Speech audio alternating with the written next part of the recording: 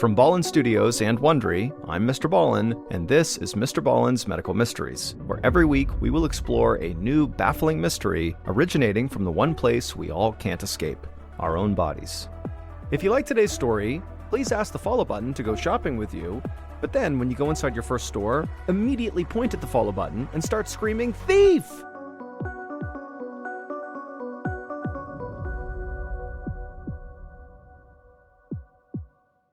This episode is called After the Bell. On the afternoon of March 2nd, 2000, Kayla St. Pierre could barely keep her eyes open as she sat in class at her elementary school in Lawrence, Massachusetts. Her throat felt scratchy and her limbs felt like lead, and it took all of 10-year-old Kayla's concentration just to understand what her teacher was saying. Kayla had woken up that morning feeling foggy and run down, but she went to school anyway because she hated to miss class.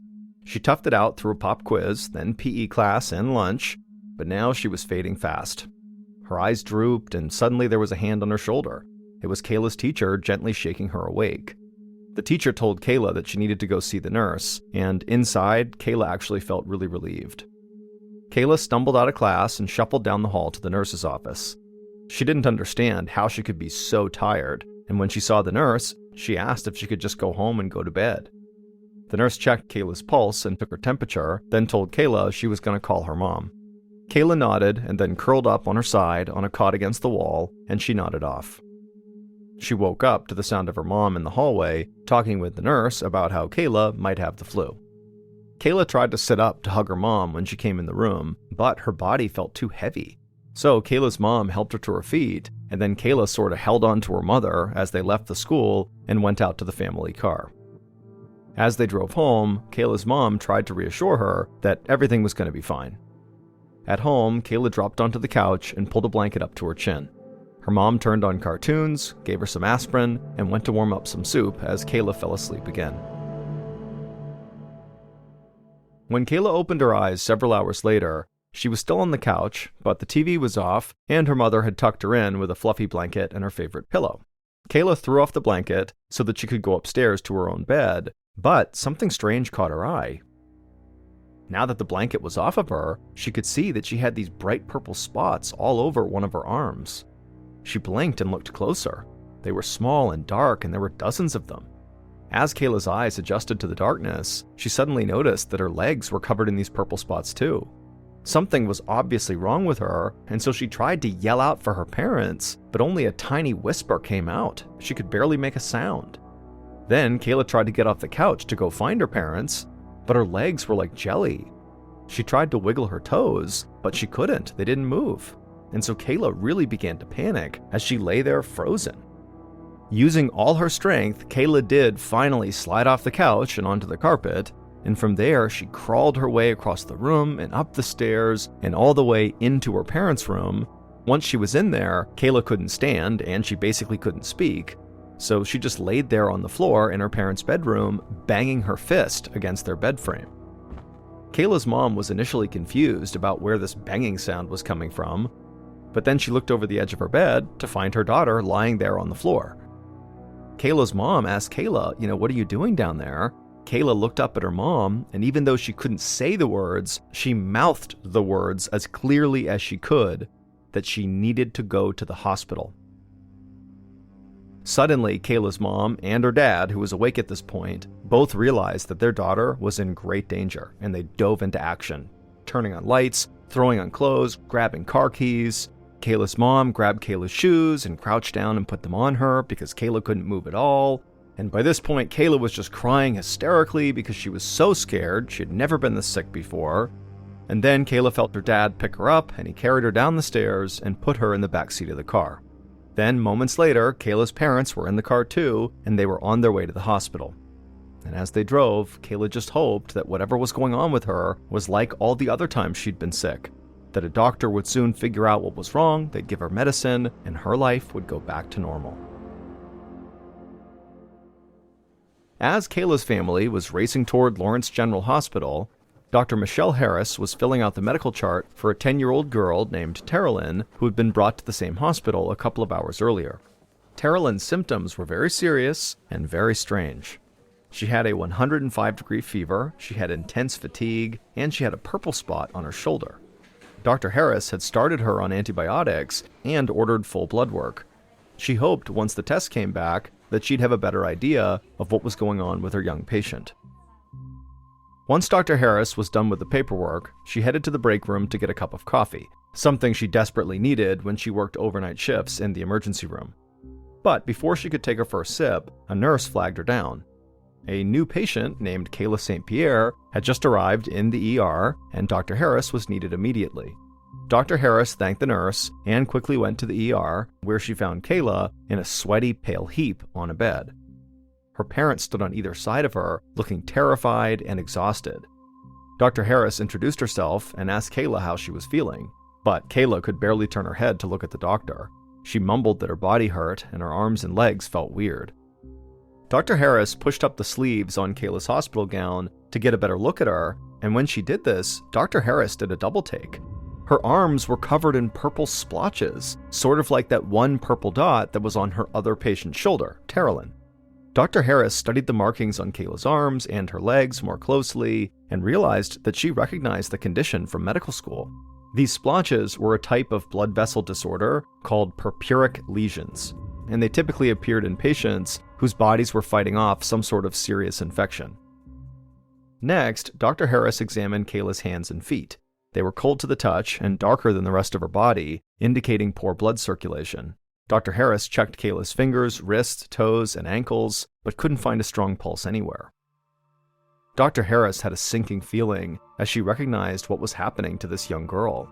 She took Kayla's parents aside and told them that Kayla's symptoms all pointed to a rare, fast-moving condition called meningococcal meningitis. Kayla's parents did not know what this disease was, so Dr. Harris spelled out the dangers that now lay ahead for Kayla. Meningitis happens when bacteria invades the membrane that protects the spinal cord and the brain. From there, the bacteria can spread into the bloodstream and trigger a runaway infection called sepsis. The purple splotches on Kayla's skin suggested that was already happening, and if this was left untreated, meningococcal meningitis could be fatal. Dr. Harris told Kayla's parents that the most important next step was to determine how advanced this infection was. To do that, Kayla would need something called a spinal tap, which would allow the doctors to actually see the fluid in her spine. Kayla's parents looked completely overwhelmed by what Dr. Harris had said, and they clung to each other for support. But they both nodded and told the doctor to do whatever she had to save their daughter. Less than an hour later, Dr. Harris delicately pulled back the plunger on a syringe stuck between two bones of Kayla's spine. The girl's spinal fluid began trickling into the syringe and then through a plastic tube on its way to a vial that would be sent to the lab for analysis. And the moment Dr. Harris saw the liquids swirling into the vial, she knew this was a bad case. Kayla's spinal fluid was cloudy, not clear like it was supposed to be. Cloudy cerebrospinal fluid was a sign there was a serious infection in the body, which was exactly what Dr. Harris feared. Dr. Harris handed the vial to a nurse to bring down to the lab, but to be honest, the patient herself had already told the doctor all she needed to know.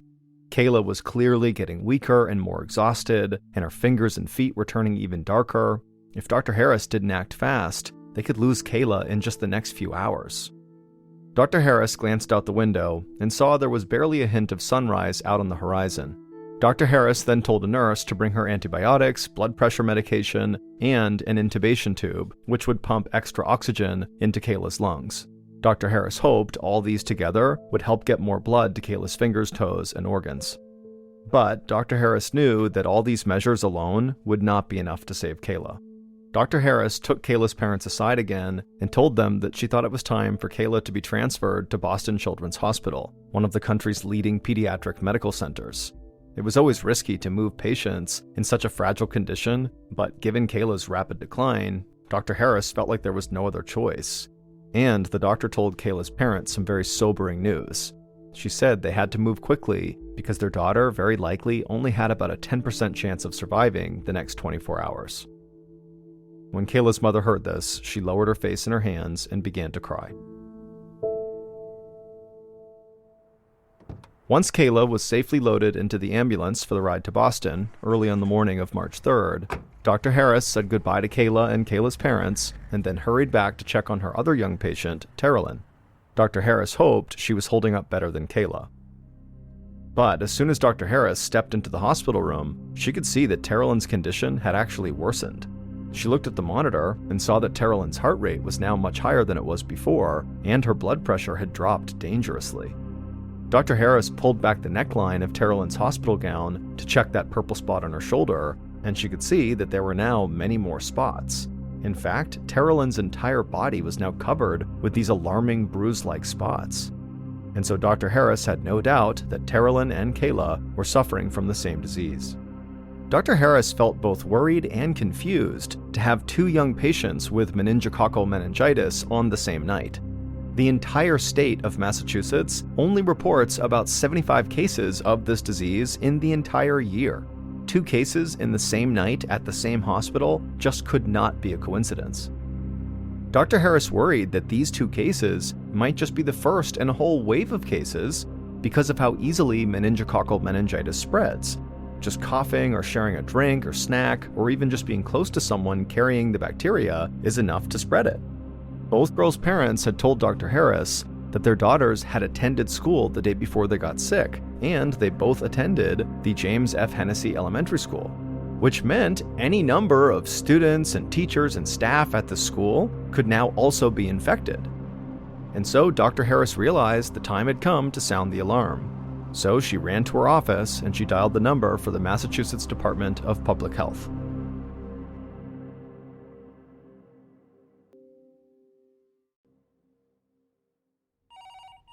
That same morning, Dr. Charles Dayton was still at home getting dressed when the phone rang. It was one of his assistants at the Department of Public Health. 2 girls had been rushed to Boston Children's Pediatric Intensive Care Unit during the night with life-threatening cases of meningitis. Both girls went to the same school in Lawrence, Massachusetts, and they had both attended school the day before they got sick. The thought of hundreds of kids catching and spreading a potentially fatal disease made Dr. Dayton's heart start to race. But he had faced enough urgent healthcare crises before to know that worrying about them didn't help anybody. He needed to take swift action, especially since school started in just 90 minutes. Dr. Dayton dialed the number for James F. Hennessy Elementary School and asked to speak to the principal. When the principal hopped on the call, Dr. Dayton explained the situation as calmly as he could manage, but the principal was obviously still alarmed to learn that 2 of her students were gravely ill with a contagious condition. The doctor told the principal that he would need to know more about Kayla and Terrelyn. Once he understood how these girls were connected, beyond just going to the same school, he could begin to figure out how they had both contracted the meningococcal meningitis bacteria. Comparing the schedules of the girls would also help determine who they came into contact with, and therefore who was at greater risk of now getting sick. The principal put Dr. Dayton on hold while she went to get the girls' files. Moments later, she came back on the line with surprising news. Kayla and Terrelyn had almost no contact in school. The girls were in different grades, so they had no classes in common, and they also took lunch and recess at different times. Except for possibly passing each other in the hall, it didn't seem like their paths ever crossed during a normal day of school. Dr. Dayton was puzzled. If Kayla and Terrelyn were never together, then how did they both get infected with the same deadly bacteria? The doctor would have to investigate more thoroughly later, but for now, he had more pressing concerns, such as preparing a school for the arrival of 550 students, some of whom might already be carrying a deadly, highly contagious infection. If he had received the news earlier, Dr. Dayton would have considered ordering the school closed, but it was too late for that. It would cause too much chaos. For now, it was best to take normal safety precautions. Dr. Dayton told the principal to have all the bathrooms scoured and disinfected and the water fountains turned off. Then he asked the principal to send his office a master class list so the doctor and his team could try to figure out who had come into closest contact with Kayla and Terrelyn. After Dr. Dayton hung up, he quickly finished getting dressed, then drove to his office at the health department. By the time he got there, his team was already assessing the student list that the principal had sent over, and they had discovered that 82 students and 7 teachers shared classrooms or facilities with either Terrelyn or Kayla. All of them were flagged as potential carriers of meningococcal meningitis. Dr. Dayton told his team to contact the parents of all 82 students and advise them to take their kids to a pediatrician so they could get antibiotics. Then he called the principal back and told her that all 7 teachers who had taught Kayla and Terrellyn needed to be dismissed for the entire day and remain off campus until they'd been tested for meningitis. As word of the meningitis scare trickled out into the school community, Dr. Dayton's phone rang constantly with calls from parents wanting more information. He explained as best as he could, and he reassured them that if their kids took the recommended antibiotics, they'd be fine. But later that afternoon, Dr. Dayton began receiving a different type of call. Local pharmacies were contacting him to warn that they had sold through their entire stock of antibiotics. Parents kept showing up, but there was nothing for the pharmacies to give them. At the crack of dawn the next day, Dr. Dayton's cell phone rang. It was a colleague from the state health department, confirming that the state had just ordered an emergency shipment of antibiotics for Lawrence area pharmacies. A fleet of trucks had just left their warehouses, loaded with drugs to fight off meningitis. Dr. Dayton spent a long day at his desk, confirming deliveries of antibiotics, but also fielding calls from local reporters who had found out about the meningitis cases from parents in the area. Dr. Dayton did his best to spread a message of confidence that the situation was under control, but in reality, he didn't actually know if it was. On the morning of March 5th, so 3 days after Kayla St. Pierre first got sick, Dr. Dayton got a call he'd been dreading. It was a doctor from a nearby hospital calling about a young girl who had been brought to their emergency room in the middle of the night, and her lab reports had just finished processing, and the doctor could now confirm that she had meningococcal meningitis. Then the physician said something else that alarmed Dr. Dayton even more. Although this third girl with meningitis was from Lawrence, Massachusetts, she actually went to a different school than Kayla and Terrellyn. This meant that the meningitis was spreading to a new pool of victims. Dr. Dayton feared what might come next. A third school? A fourth? Then spreading to other towns and maybe even across state lines? Who knew how far this could go? Now it was Sunday, but Dr. Dayton knew he couldn't wait for Monday to take action. So he thanked the doctor, hung up, and then quickly called an emergency weekend meeting at the health department headquarters in Boston, Massachusetts. Once Dr. Dayton got to his office, he pinned a map up showing the 2 schools up on the wall. He paced the room, wondering how Kayla and Terrellyn could have caught the same bacteria despite not sharing any classes or activities. And now there was this third girl from a totally different school who had somehow caught the same bacteria. And so the only explanation that made sense was that these 3 girls had something in common, just nobody knew what it was yet. Dr. Dayton stared at the schools on the map, lost in thought. Then an idea occurred to him. If the girls hadn't interacted at school, what if they knew each other outside of school? Dr. Dayton told his team to contact the parents of all 3 girls and find out every extracurricular activity they were involved in, from sports to neighborhood groups to Girl Scouts. Dr. Dayton felt certain there had to be some social thread connecting them, and if they could find it, then they had a chance to contain the outbreak. The next morning, Dr. Dayton was working in his office when he got word that another girl from a city near Lawrence had just been admitted to the hospital with a 104-degree fever. And after taking a spinal tap, a doctor confirmed her diagnosis. She too had meningococcal meningitis.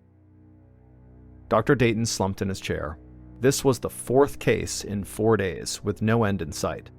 Dr. Dayton desperately needed to find the source of the infection, but every new patient made the puzzle more complicated. The third girl was from a different school than Kayla and Terrellyn, and now today's girl, the 4th girl, was from a different community altogether. Dr. Dayton still felt like all of these girls must be connected somehow. He just needed to figure out what the connection was, and he needed to find it fast. Dr. Dayton called his team together again for another brainstorming meeting. To him, the biggest clue was the fact that all 4 girls had gotten sick within a very small window of time, which suggested they might have been exposed around roughly the same timeline. He also knew that meningococcal meningitis can take about 2 weeks until victims begin to show symptoms, which meant all these girls were likely exposed roughly 2 weeks earlier. So Dr. Dayton called in his best research assistant and told him to find out what each of the 4 girls were doing 14 days ago. As his research assistant left to get started, Dr. Dayton's phone rang yet again. It was Kayla's doctor at Boston Children's Hospital, and he had some very upsetting news. The majority of Kayla's fingers and toes had been without a proper blood supply for so long that the tissue inside had died, and it looked like they would have to amputate them. Dr. Dayton thought for a moment about poor Kayla. Less than a week ago, she was probably roller skating and riding her bike like any healthy 10-year-old, and now she was about to become permanently disabled. And the possibility that this might happen to even more kids on his watch made Dr. Dayton almost nauseous. Later that afternoon, there was a knock on Dr. Dayton's office door. His research assistant came in, and to Dr. Dayton's surprise, the assistant looked excited. He said he had just discovered a very strong lead.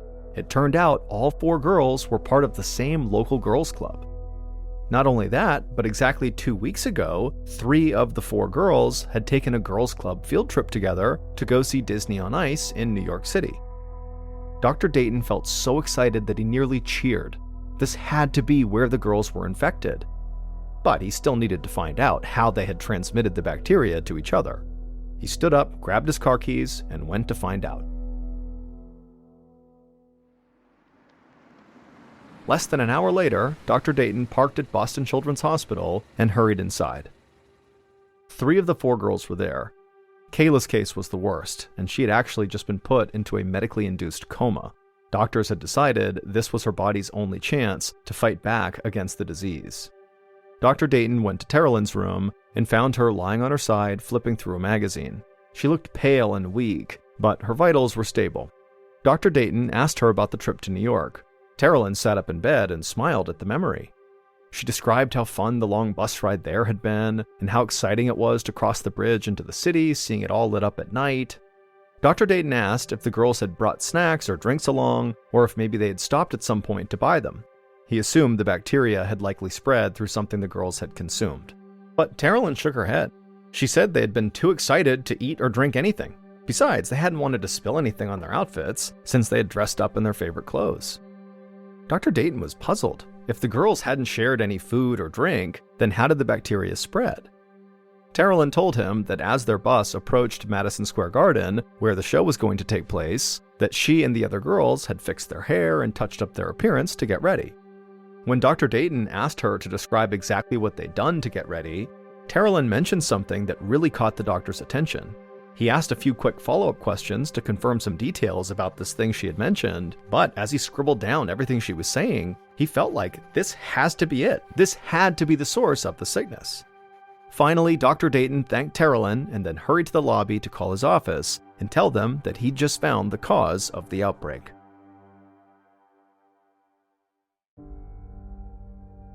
For the next 2 weeks, Dr. Dayton kept waiting for his phone to ring with news of another case, but it never happened. After 14 days with no new cases, Dr. Dayton knew the scare was over. He felt both relieved and exhausted. It would turn out his hunch had been correct. All 4 cases of meningococcal meningitis were due to a single isolated event. Right before the Disney on Ice performance, Terilyn, Kayla, and one of the other girls had shared a tube of sparkly lip gloss to look extra glamorous for the night. And that lip gloss was contaminated with the meningococcal meningitis bacteria. Most likely, the one sick girl who was not on the field trip had also used that same tube of lip gloss sometime shortly before or after. Although Dr. Dayton was grateful to have identified the bacteria's source, he was left with one question unanswered: how the bacteria got on the lip gloss in the first place. Now, Dr. Dayton was never actually able to determine this for certain, but he guessed that someone who did not know they had meningitis must have used that lip gloss at some point. Some people carry the bacteria without ever actually getting sick themselves, even though they can spread the disease. But the bacteria was there, living on that tube of lip gloss, until the fateful day it was passed around before Disney on Ice. 3 of the girls would make full recoveries, but unfortunately Kayla would lose both her legs, 8 of her fingers, and all function in her kidneys. She underwent 50 operations and was bedridden in multiple hospitals for 11 months. But thanks to a successful kidney transplant, Kayla's body did finally begin healing, and today she actually works with the National Meningitis Association, helping educate others about the dangers of the disease that took so much from her.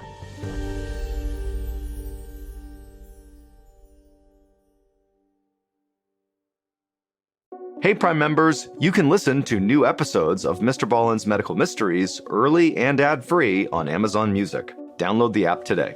And also, Wondery Plus subscribers can listen to Mr. Ballen's Medical Mysteries ad-free. Join Wondery Plus today. Before you go, tell us about yourself by completing a short survey at listenersurvey.com. From Ballen Studios and Wondery, this is Mr. Ballen's Medical Mysteries, hosted by me, Mr. Ballen. A quick note about our stories: we use aliases sometimes because we don't know the names of the real people in the story. And also, in most cases, we can't know exactly what was said, but everything is based on a lot of research. And a reminder, the content in this episode is not intended to be a substitute for professional medical advice, diagnosis, or treatment. This episode was written by Britt Brown. Our editor is Heather Dundas. Sound design is by Ryan Potesta. Our coordinating producer is Taylor Sniffen, and our managing producer is Sophia Martins. Our senior producer is Alex Benedon. Our associate producers and researchers are Sarah Vitak and Tasia Peliconda. Fact-checking was done by Sheila Patterson. For Ballen Studios, our head of production is Zach Levitt. Script editing is by Scott Allen and Evan Allen. Our coordinating producer is Matub Zair. Executive producers are myself, Mr. Ballen, and Nick Witters. For Wondery, our head of sound is Marcelino Villapando. Senior producers are Loredana Palavoda and Dave Schilling. Senior managing producer is Ryan Lohr. Our executive producers are Aaron O'Flaherty and Marshall Louis for Wondery.